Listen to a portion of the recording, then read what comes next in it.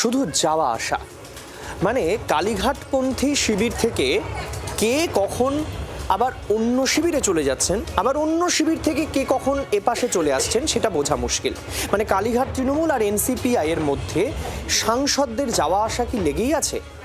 কাকুলি পুত্রের পোস্ট ঘিরে সেই জল্পনা উস্কে উঠছে। আর অন্যদিকে কুণাল ঘোষ আবার বলছেন যারা ওইদিকে চলে গেছিলেন তারা আবার এদিকে চলে আসছেন, মানে ঘর ওয়াপসির কথা বলছেন। এক আসনের সাংসদ দলবদল নিয়ে এক এনসিপিআই নেত্রীর সঙ্গে দুই সাংসদের দীর্ঘ আলোচনা হয়েছে। বিজেপির এক শীর্ষ নেতার সঙ্গেও যোগাযোগ রয়েছে তাদের।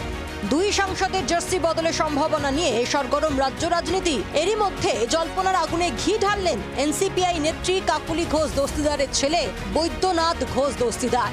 ফেসবুকে পোস্ট করে দাবি করলেন দুজন হেভিওয়েট মন্ত্রী এবং তিনজন সাংসদ খুব শীঘ্রই এনসিপিআইতে যোগ দিতে চলেছেন এবং তাদের দেশ গঠনের গুরুত্বপূর্ণ দায়িত্ব দেওয়া হবে। সোমবার দিল্লিতে কাকুলি তাঁর ছেলের সুরে কথা বললেও এনসিপিআই দলনেতা সুদীপ বন্দ্যোপাধ্যায়ের গলায় কিন্তু ভিন্ন সুর।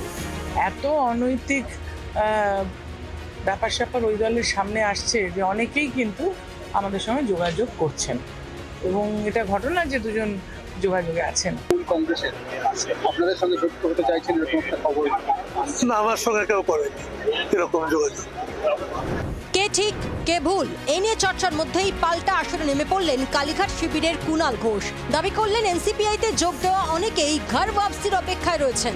এই গেমটা থেকে যদি পুলিশ প্রশাসন সরে যায় তাহলে 20-র মধ্যে ওখানে 3 থাকবে খুব বেশি হলে ওদের দিকে, আর একটা পচা পরচুলোকে আমরা নেব না, ঢুকতে দেবো না, গেট থেকে ঘাড় ধাক্কা দিয়ে তাড়াবো এবার ফিরতে এলে। সাংসদের আসা যাওয়া নিয়ে জল্পনার মধ্যেই মঙ্গলবার দিল্লি যাচ্ছেন মুখ্যমন্ত্রী শুভেন্দু অধিকারী। দিল্লিতে এনসিপিআই সাংসদদের সঙ্গে বৈঠক করবেন তিনি। ক্যামেরায় শুভাশিস ও জয়ন্তের সঙ্গে রাজীব, প্রবীর ও শ্রেয়সীর রিপোর্ট, জি 24 ঘন্টা। বাংলার আওয়াজ, বাঙালির আবেগ, জি 24 ঘন্টা।